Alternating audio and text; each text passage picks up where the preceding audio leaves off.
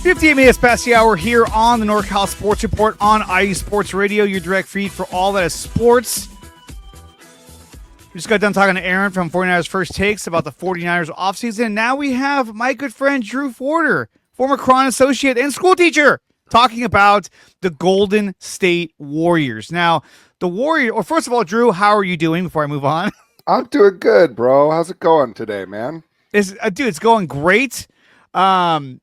Love doing this. Love talking sports. Obviously, it's something that even we do when we get together. All we do is talk sports. But let's talk about the Golden State Warriors. Now, the Warriors won last night, 114-103 over the Utah Jazz. The Utah Jazz suck. They're 10-35. Whenever the Warriors play against a weaker opponent, they look like a pretty normal team.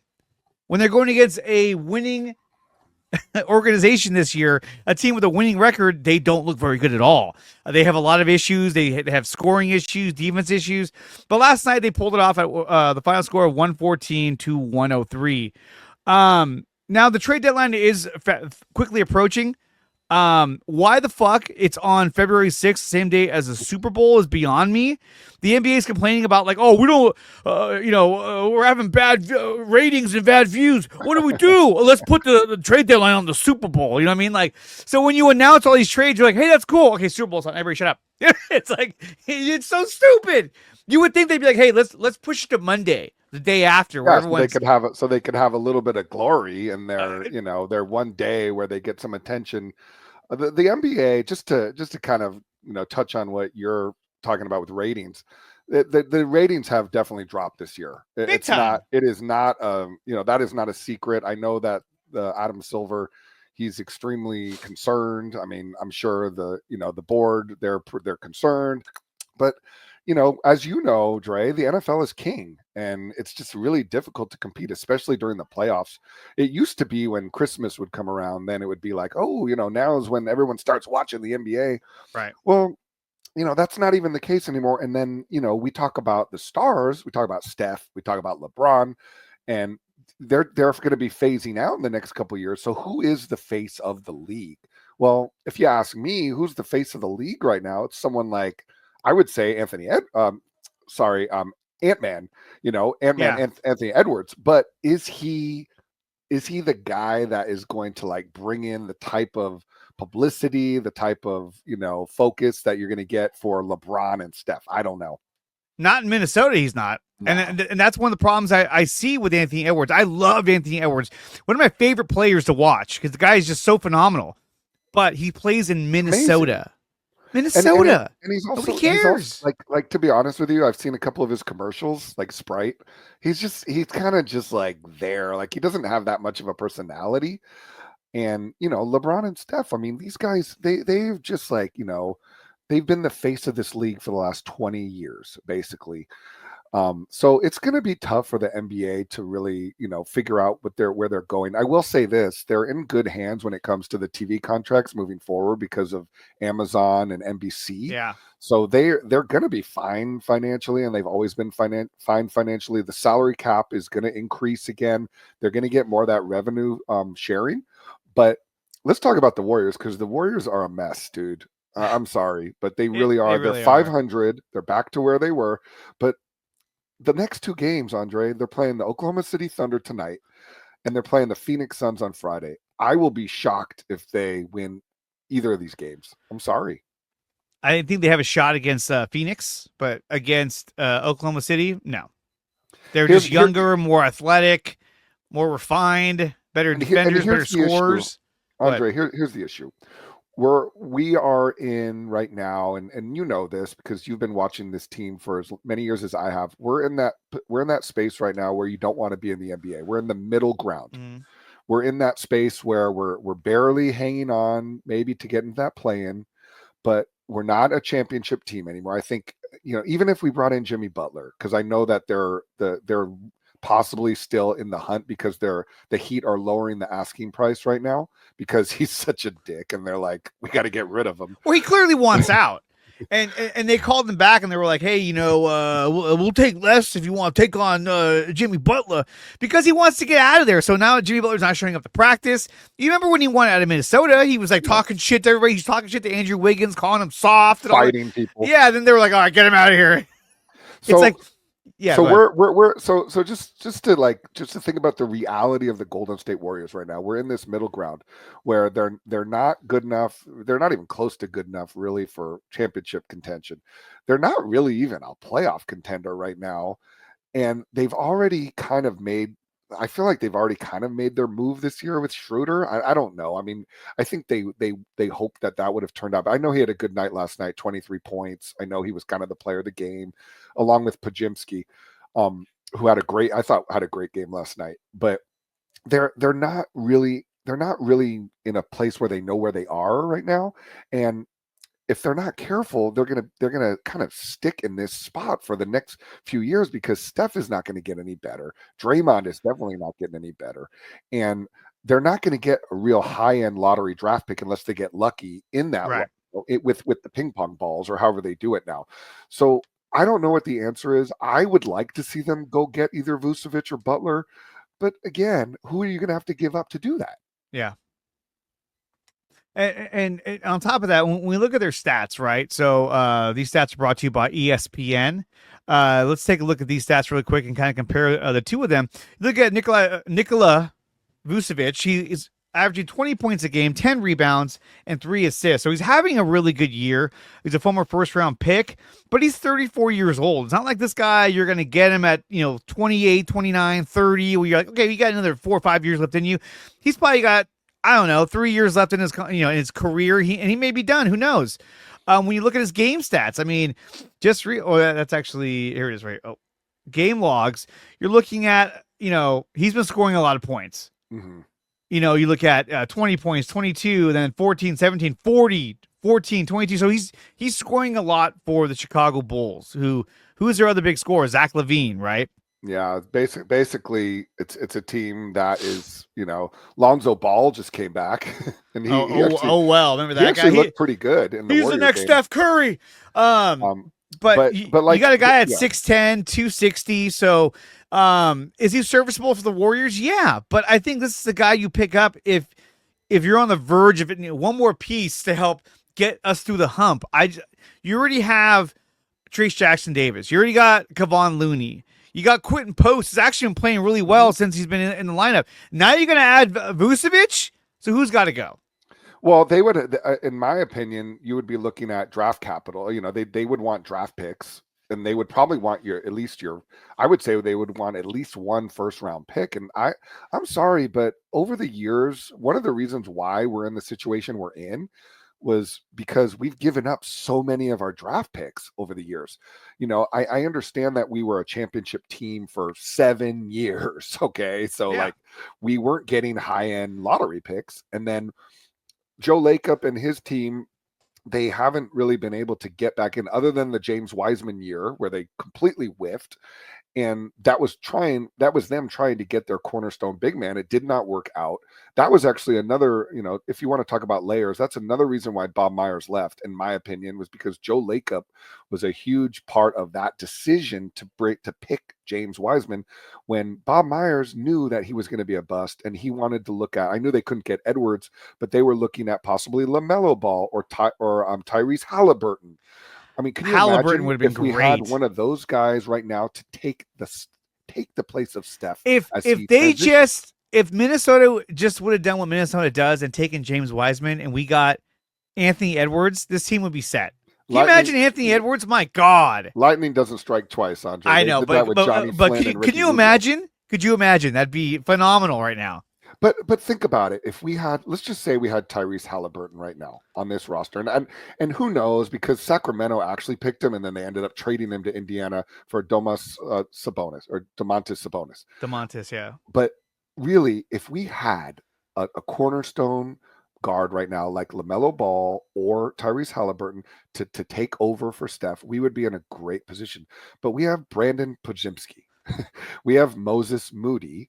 we have Jonathan Kuminga, who I really like, but he's been out now for 4 weeks Mm-hmm. and may not be back until after the All-Star break. And we have a lot of unknowns. And it's unfortunate because they can't even really, in my opinion, they don't even really have the pieces that other teams want right now. They might want Moses Moody, they might want Jonathan Kuminga, but they're also going to want to take our draft picks. And I'm sorry, dude, I don't want to give up our draft picks. We've given up enough of them. Yeah, I mean, both Draymond Green and Steph Curry have come out and told the media that they don't want to sacrifice our future for this season. Oh, that's, to me, that's throwing in the towel. Like, hey, we are what we are. Let's focus on next season. But what hope do we have next season when, they were trying to get Paul George and Lauri Markkanen? They failed on both fronts. So are they going to be able to get guys like that again? I don't know. I mean, when you look at last night's game, right? Where is it? Right here.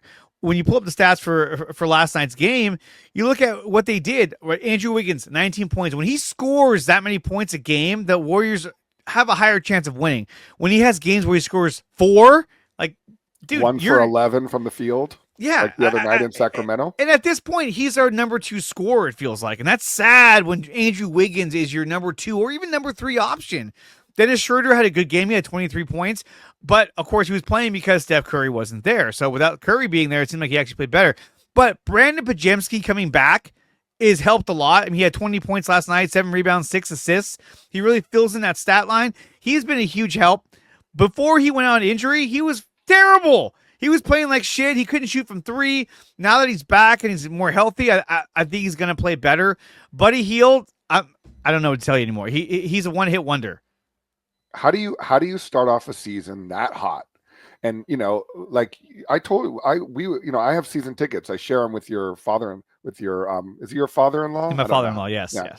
yes. I share this tickets with your father-in-law, yeah. And like we were watching Buddy at the beginning of the season. We're like, oh my god, this is like. He's like perfect. He's like Klay Thompson out there without the defense, and all of the other the components that Klay brought. But he was like forget secondary scorer. He was like leading the charge. They went in. Do you remember they went into Boston to the TD Garden and they beat the defending champions on their own home floor. And Buddy Hield hit the dagger. Just think about that was only like 2 months ago, dude. Like, what happened to him? Where has he gone? It feels like every team defensively knows, okay, if Hield's out there or if Steph's out there, run him off the 3-point line. That's all they do. Steph Curry has the highest percentage of being ran off a 3-point line, of being rushed at the 3-point line of any player in the league. So the league knows, hey, if he gets the ball, run him off the line. We've already traded D'Anthony Melton. Obviously, that was an expiring contract, and he was hurt. Okay, for the year. The other signings that we had this year, Buddy Hield and Kyle Anderson, honestly have not been successful. I'm sorry, but they haven't. Okay, and I know Kyle Anderson's kind of out of the rotation right now. Okay, whatever. He's not bad. He comes in and he fills, sometimes he makes a few shots. He's serviceable. Yeah. But if you were asking me today, who would I be willing to trade to be able to bring in a guy like Vucevic? I would trade Andrew Wiggins, I would trade Buddy Hield, and I would trade Kyle Anderson. And those are guys that I would trade. And the reason why I would trade them is because they have enough money within their contracts to be able to match a deal. Same thing with Jimmy Butler. If I'm the Warriors and Jimmy and the Heat are willing to work with us, and they're going to say, okay, we want Andrew Wiggins. I don't know why they would want Andrew Wiggins, but let's just say we want Andrew Wiggins. We don't watch any Warrior games. We just go off names. But Andrew Wiggins makes $28 million a year, so that would help. Okay. Buddy Hield, what is he making? 11 to 14 million something a year? Like that, yeah. Okay. And then maybe Kyle Anderson, who's making another 10. And then sweeten it up. And for Butler, I'd be willing to give up a first round pick. Okay. But the key to that deal for me, we're not giving up Podziemski, we're not giving up Moody, and we're not giving up Kuminga. And I don't want to give up either of those 3 players because I like those guys. I think they have a future here. And why would we, like Draymond and Steph said, why would we give those guys up? If you do that, you bring in Jimmy and maybe, I don't know, somebody else to help with the salaries, somebody else that you can add. I'm not sure who Miami has, Haywood, Highsmith, or something like that. Yeah. And you bring someone in, or Josh Richardson, you bring him in, and now you have a starting lineup of Steph Curry. You've got Brandon Pajemski either backing up or part of that starting five. You've got Draymond Green, you've got Jonathan Kuminga, and you've got Jimmy Butler. And maybe you go small that way, or you start Trace Jackson Davis and you bring Kuminga off the bench. But Jimmy Butler, to me, would be a good fit here. It's just I'm not giving up Jonathan Kuminga. No, absolutely not. And when you look at Andrew Wiggins, he's got 1 year left on his contract. He'll be an unrestricted free agent in 2027. So whoever gets him next year, he makes $30 million. But whoever gets him for 1 more year. So it's not like you're just getting an expiring contract. When you get Jimmy Butler, he's an expiring contract. He'll be a free agent next year. So he's not a guy that you have. He has an opt-in for next year. But still, I mean, so he could opt in to like $50 million. Let me see. Does he have an opt-in? I'm looking at Sport sure Track right now. I don't see it on here. A player option in 25-26. Basically, for the listeners, if some of the listeners. Oh yeah, next year he has 1 more year left, and it's a player option. So if he wants to stay in Golden State, he can. I don't think he will. I think he'll take off unless he just loves playing with Steph Curry, which everyone seems to like. Or, dude, unless he plays like crap, comes here, and then he's like, no one wants to pay me, so I got this player option, and I'm just going to stick around. And that happens. But when you look at Jimmy Butler's numbers this season, and let's take a look at that real quick. Yeah. I'm interested in Jimmy Butler. I'm not going to be shy about that. But yeah, Jimmy Butler's averaging 17 points a game, 5 rebounds, 4 assists. He's shooting 54% from the field. He gives you a bigger presence, a small forward. He's 6'7", 230. Looking at his last 20 games. Yeah, he's missed the last one. The last game he played was on January 21st. So he's missed. It wasn't. Right here, January 21st. It says it right here. Oh, he came back for a game. He came back for a game. Then he's like, "Oh, I'm out." Okay. But he has the capability of scoring. I mean, you look at back in December what he did, 35, 11, 16, 24, 17, 17. They need that. But then you got to look at, well, are those numbers that Andrew Wiggins would do? But it's a great question, Dre, but these are different players. They're different players. And Jimmy Butler, he's a dog. Like when he's a guy that I can give him the ball at the end of the game and he'll win it for you. Like, or in crunch time, he's like, "Give me the fucking ball. I'm gonna go score." He's not afraid. Andrew Wiggins is like, "Give me the ball." Where's Steph? Oh shit! You know what I mean? He's always looking. And he's very Andrew Wiggins is very inconsistent. Very inconsistent. It comes out in sometimes you'll see it once every 3 or 4 games. You'll see a great game from him. You'll see the potential of a number 1 overall pick, but he doesn't have the mentality. He's even said it many times. I've heard him say this, basketball is not that important. He'll say, like there's a lot of stuff going on in life. Dude, no, basketball is the most important thing in your life right now. Like, I know you have your own life. I know you have he had another kid recently. I know that he had some issues with his father last year. Obviously, his father passed away over the off season. But like basketball, when you're making $28 million, I'm sorry, but you have a responsibility to your organization to put basketball as high on your chart as you possibly can. And sometimes I don't feel like his head's in the game. Yeah, so I want either. Butler is in the game, but the thing about Butler, how is he going to play with Draymond? I don't know, but I could see him playing with Steph Curry. Basically, anyone who comes in here and plays with Steph, they love playing with this guy because he wants to play, he wants to have fun. So they're like, "Oh, yeah, this is kind of cool. I remember playing like this." And I think out of the two of them, out of Vucevic and Butler, I would rather get Jimmy Butler. Yeah, he's 35, but he's a proven scorer and he can score in the clutch. I mean, we watched him take his Heat to multiple 2 finals appearances, NBA final appearances. Yeah, and he was just like, "Give me the fucking ball." He's not afraid. He's not afraid of the moment, which I like. Now, I agree. I would not give up Jonathan Kuminga or Brandon Pajemski based on the way Pajemski's playing since he's been back. But if you can get him for Wiggins, Wiggins, Anderson, Healed, and even throwing Gary Payton. GP2. I mean, I would be open to throwing in Moody. Moody has been kind of up and down. And Moody's a guy that, they recently re-signed him and he's got a lot of potential and I like him a lot. But the problem is that he's also inconsistent. And there are times where he'll drive the ball to the hoop and then get stuck. Where all of a sudden he doesn't know where to go with it, or he loses his dribble, or he's not a complete player. And I think he's sort of one of those guys that's kind of teetering between should I be a starter or should I be a bench player? Mm-hmm. He's like the equivalent of like a 4A player, where he's way better than anyone in the G League, but he comes to the NBA and he's slightly below where he probably should be at. He shoots a lot of threes. This whole team shoots a lot of threes, too many threes right now. And it doesn't work for every player. So I wouldn't mind seeing Moody go. I would free up more capital as well.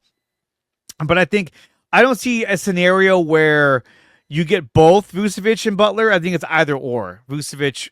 Oh yeah, or Butler. And Vucevic is probably more realistic from what I've read. And the other thing, Andre, is that they may just stand pat. They might. And that's a real possibility, is that they're going to be like, you know what, we don't want to mortgage any of the future. We don't know who we are right now. There is going to be, we do have a few players here that are here just on 1-year deals, so those will come off the books next year. We have Moody signed to a 3-year, $39 million contract, which is a pretty to me pretty budget friendly deal. Yeah. And then there's Steph and Draymond. It's like, these guys are eating up a lot of the salary on this team. But I think they've proven to us already that the organization is not going to get rid of Draymond Green, and they're not going to get rid of Steph Curry, which is a pipe dream, like for another organization to get him. I just don't think it's going to happen. So we need to get that out of, I've heard a lot of that on, radio stations, let's trade Steph Curry and get a huge, no, we're not trading Steph Curry. Okay. But what we can do is be realistic about who we are. I would like them to do something that at least gives us a chance to be better next year, because I'm concerned about next year. I'm concerned about if we do go out and get Jimmy Butler or Vucevic, that we may not be as good next year, and we're not going to let our players develop. Let me see his what is Vucevic's contract? What is his contract? Let's take a look. He makes about $20 million a year. Yeah, but is he going to be a free agent? That's the other thing too. I was trying to look him up, but spelling his last name fucking sucks. He has a couple years. I think he has a couple years left. He has a couple. So he has next year where he's making $21 million, and then he's an unrestricted free agent. So both players you're getting for an additional year, possibly when it comes to Jimmy Butler. At least Butler's a bigger name. But I think that if you get Jimmy Butler, then that's it. That tells me that you're trying to do something this year. While if you get Vucevic, I think that gives you a chance to do something this year, but also you're setting yourself up for next year. And guys like Looney are probably going to go. Absolutely. I can't see them holding on to Trace Jackson Davis, Vucevic, and Looney the whole year. I don't. I think for the listeners out there, the viewers, I think Vucevic is much more realistic in this particular situation, but I would say it's 50-50 on if they're even going to make a move, to be honest. I think they don't know. Again, Mike Dunleavy and the organization, they have to figure out the best way for them to move forward and be successful. I know Joe Lacob he likes a splashy move. I know that he wants to win. We all want to win. Everybody wants to win. But I think we're almost at the All-Star break, Dre, and this team, they are not a contender. No. I am going to say that point blank. They are not a contending team this year. It's like the 49ers. Halfway through the year, I was like, this team is not good this year. Now, the 49ers are different. I think they're going to come back next year and be a lot better. We all believe that with the schedule that they're going to have. They're on the Philadelphia Eagles trajectory where they had a bad season. They're going to come back next season and be really, really good. They're going to be really, really good, and they have a chance next year, depending on what they do with Purdy, depending on what they do with some of their free agency. They have a chance to be really good. But the NBA is completely different. It's a completely different ball game. And let's just think about. I know that you're up against it, but let's think about the Western Conference right now. Okay, who are we playing tonight? OKC. They are incredible. Like Shai Gilgeous-Alexander, he might be the best player in the Western Conference. Like he's like averaging like 40 points a game, dude, or something. Like he's nuts. He's really good. Okay. Let's think about who else is in the Western Conference right now. The Denver Nuggets, who we cannot beat. Like we are just not able to beat them because they have Jokic and we don't match up. And Vucevic is not going to stop him.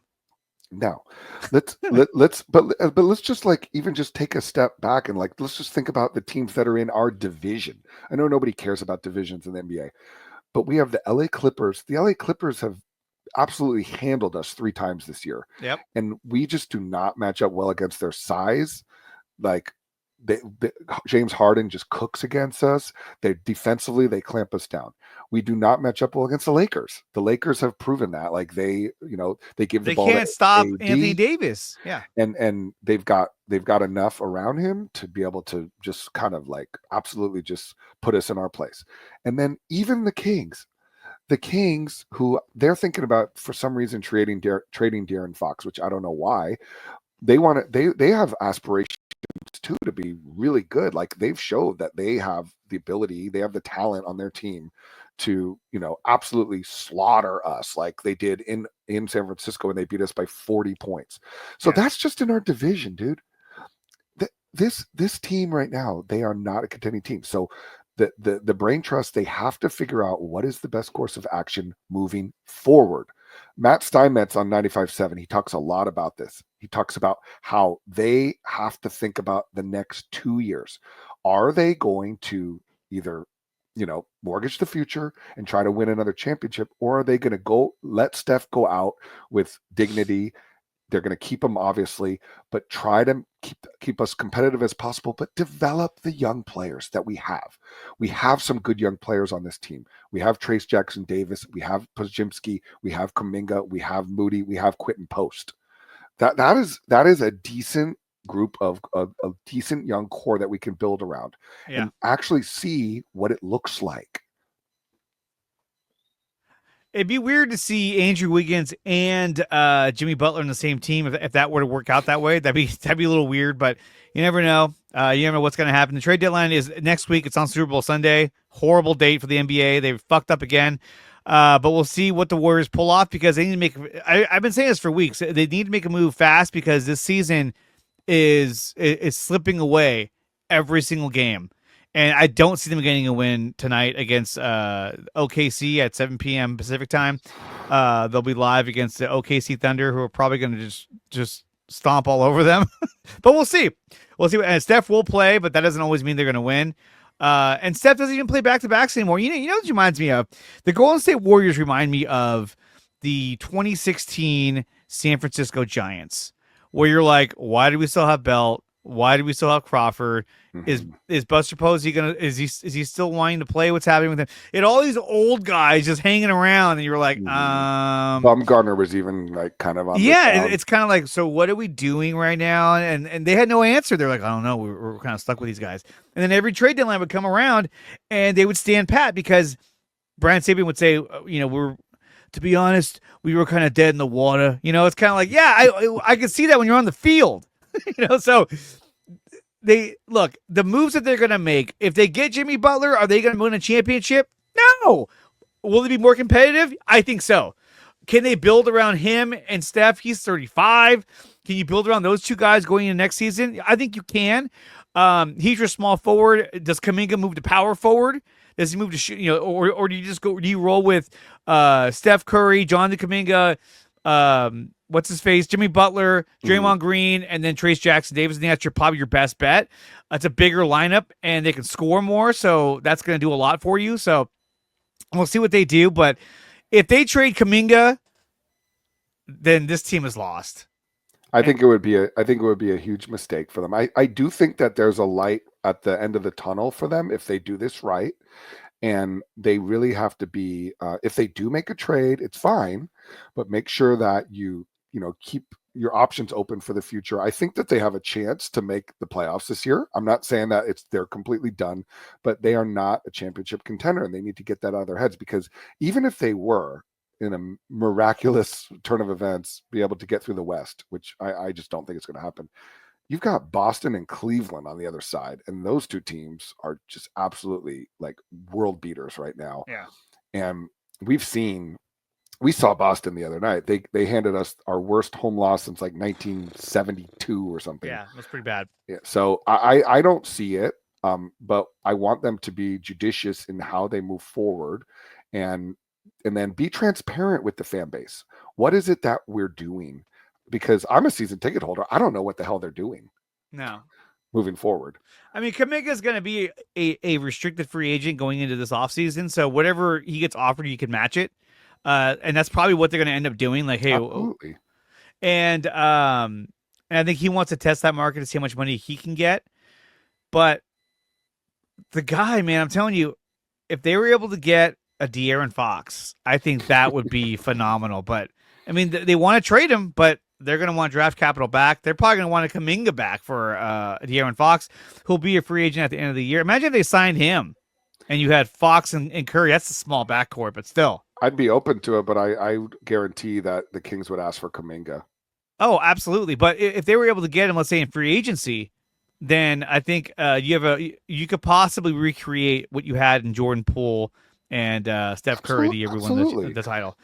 Guys, we're going to take a break. Drew, thank you for coming on here and talking about the Golden State Warriors. It's a lot of fun as always. And of course, we'll do it again.